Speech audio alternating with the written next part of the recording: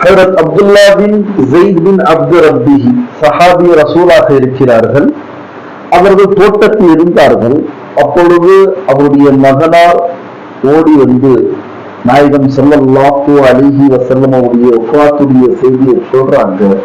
இதனை கேட்டு பதறிய அப்துல்லா பின் ஸைத் அப்து ரப்பி, யா அல்லாஹ், என்னுடைய பார்வையை எடுத்துக் கொள்வாயாக, சல்பு செய்து கொள்வாயாக.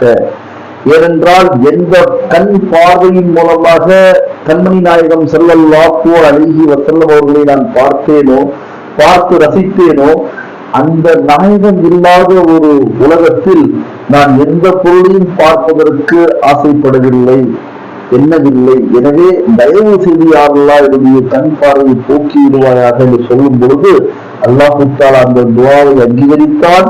அவர்கள் அதற்கு பிறகு குருடராகவே வாழ்ந்து இறந்தார்கள் என்பது அவருடைய